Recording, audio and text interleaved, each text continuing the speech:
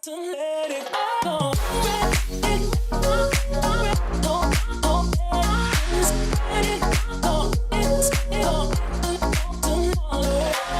Hello and welcome to the interior of the Rolls-Royce Cullinan. Let's face it, Rolls-Royce has never been associated with taking your car through the desert, driving it across fields. You've never really envisaged taking your Rolls-Royce to even follow the British Rally in the middle of winter, getting it covered in dirt. Before we get going and really settle into the juicy bits, whenever I'm in a really significant car, I like to set the context as to why it is significant. And of all of the artisan mastery and smatterings of luxury within this vast cave of opulence, I think the thing that summarizes this car the most is, in fact, perhaps the name. So here we go. So the name Cullinan was given to the world's largest flawless diamond ever found. So it's a pretty significant terminology to begin with. And more important than that, that diamond found its way into the crown jewels of Queen Elizabeth, where it still resides today. So I would say that this is the crowning jewel of Rolls-Royce, but in fact the flagships is still the Phantom 8. However, this car, I think, is the car that's going to change the face of Rolls-Royce forever. I've spent about an hour with the car before I decided to talk about it. There's some features in the boot, which we'll get to shortly. Please stick around for that, because the creations that are going to be coming out of Rolls-Royce, the fit in the boot of this car is going to be unlike anything you have ever seen.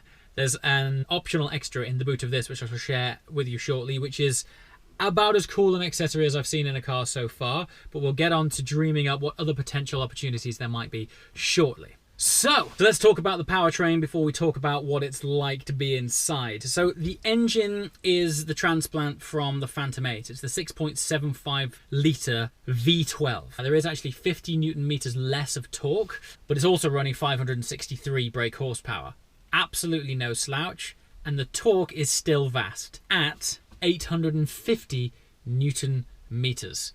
Yes, this is going to have plenty of twisting effort to pull you out of any sticky situations, and that is of course the breadth of ability that this car now has. It is undoubtedly going to cruise as well as your Phantom or your Dawn, but of course if you fancy taking the road less travelled, or should I say the field or the ski slope or the desert less travelled, that's what this car is now all about. We've seen that Rolls-Royce has always been associated with a plethora of different lifestyles, but has never been associated with the locations that this car now unlocks. And to have that on a platform that supports the luxurious architecture synonymous with Rolls-Royce is bringing an entirely different dynamic to the SUV world.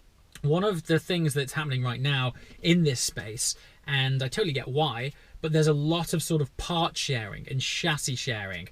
And when you step into some cars from the SUV world, you're aware that, okay, I'm in this marque, but I can tell that it's sharing DNA of something else that's familiar, and it might not always have the same prestige of the car that you're hopping into. This is strictly Rolls-Royce, through and through.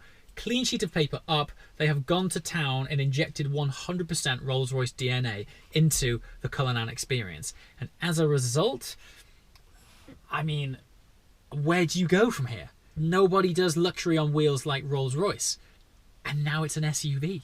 So this is now the second car to sit on Rolls-Royce's architecture of luxury. This is their new platform of which they're going to build on for future models. The result is that rather than developing new chassis for every different car, vast amounts of R&D have gone into one platform, which they then build new cars on top of. The benefit of that is all of the R&D has gone into one thing, making it a sublime platform to build on. I drove the Phantom 8 towards the end of last year. That was the first car built on the new architecture of luxury, and believe me, next level doesn't do that thing justice. I've never experienced a car which has that scale, that weight, and those dynamics in one package. So there will be two versions of this car offered initially, and that is this one we're sat in right now, which I guess is most identified as, I guess, the more practical version, because it doesn't have the typical segregated passenger zones in the rear with the long central tunnel or console for all of your gadgetry and luxuries and champagne flutes, etc. What this is the first truly practical Rolls-Royce. It has the more, I think the word bench setup doesn't really do it justice, but it is sort of one large bench seat at the back. It's the kind of car that, yes, it's smattered with luxury, but you really don't mind throwing your bags in the back. And I think the subtle differences of having a seat layout like this versus that more limousine chauffeur-driven vibe in the back where both passengers are separated by this luxurious tunnel has the mindset and approach change of saying, yes, this is now a proper dailyable practical car. And I did mention there's two versions. So of course that option where you can have separated passengers with luxury tunnel in the middle will be available. We'll see that after the launch, but it's really cool to know that these guys are taking the practical element of it quite seriously and that it's not just a Phantom on stilts. Now, Rolls-Royce are saying that this is the first of its kind because in the design language, in the design world of SUVs, you normally have what is known as a two-box car. And what they mean by that is you have the engine space, which is the long bonnet section at the front up to the front wheels, which is the first box. And then the second box is this environment we're in right here. Rolls-Royce, though, however, have said they have introduced the third box. Now, by convention, I would say boot spaces are pretty boring things. It's like, yes, it's got a boot, you throw some bags in it, get on with life. I'm gonna go ahead and say this is boot space redefined. Before I show you, I want to set a bit more context as to where Rolls-Royce are going with things right now.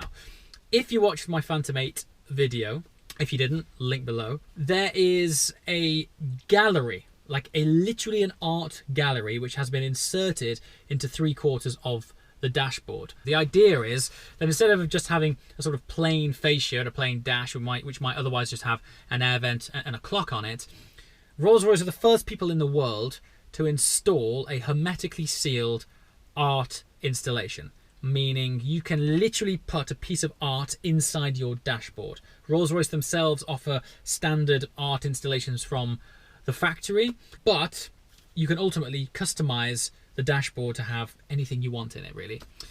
I would say they've gone and taken this to an entirely different level with the options you can have in the boot. Let's check it out. Okay, so seamlessly normal boot, granted, but it is what is inside that is quite incredible. Check this out.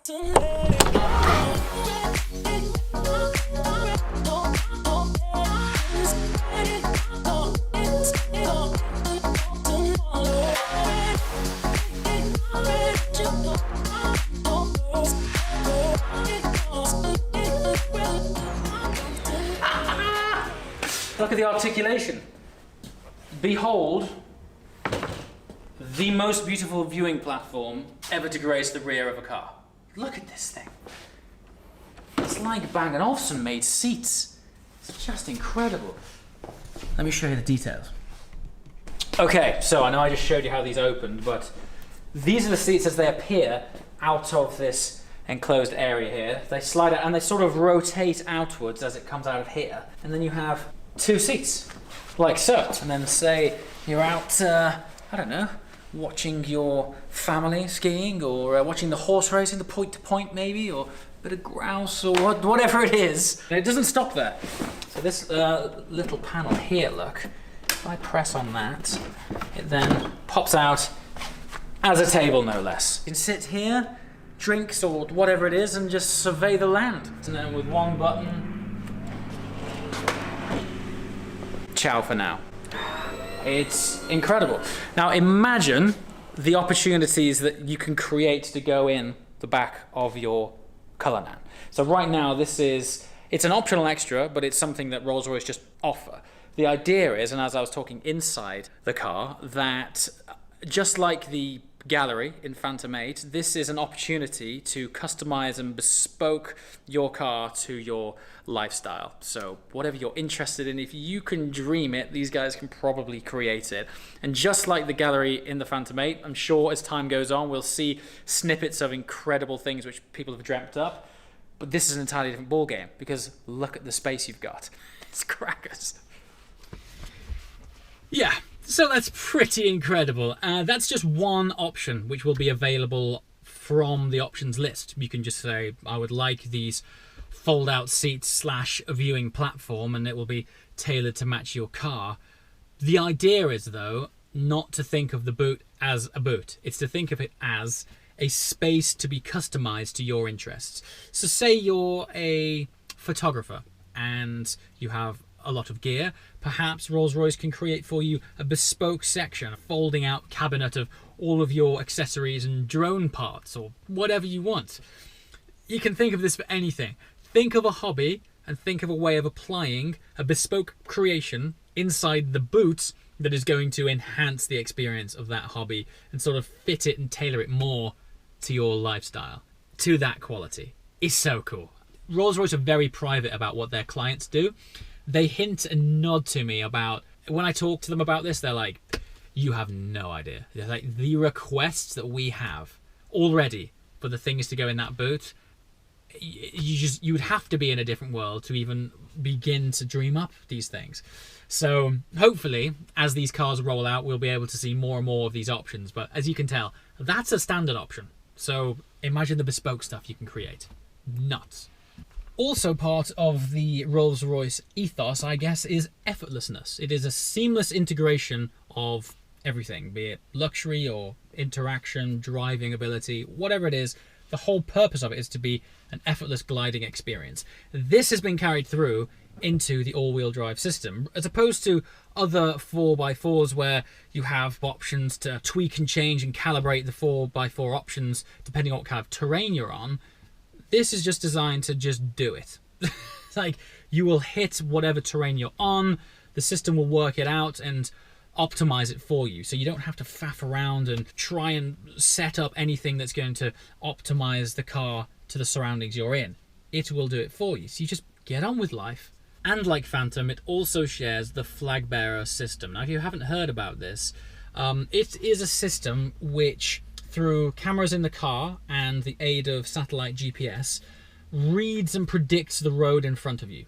So when you're driving along, it will adjust the car and the ride quality to anticipate changes in undulation and bumps and things like that. I've experienced this in Phantom. It's otherworldly. Rolls-Royce related to the magic carpet ride, and I think that's just the best way of explaining it.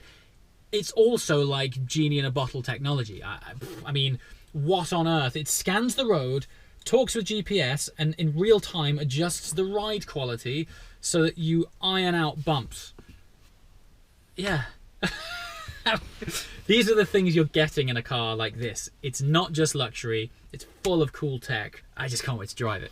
So I think, in conclusion, the defining statement I would make about this car is that it is the ultimate in Rolls-Royce lifestyle, really. There's never been a Rolls-Royce that has ticked so many boxes, and I honestly don't think there has ever been a Rolls-Royce that will appeal to so many people. This is your do-it-all car. All of a sudden, this opens a completely different world.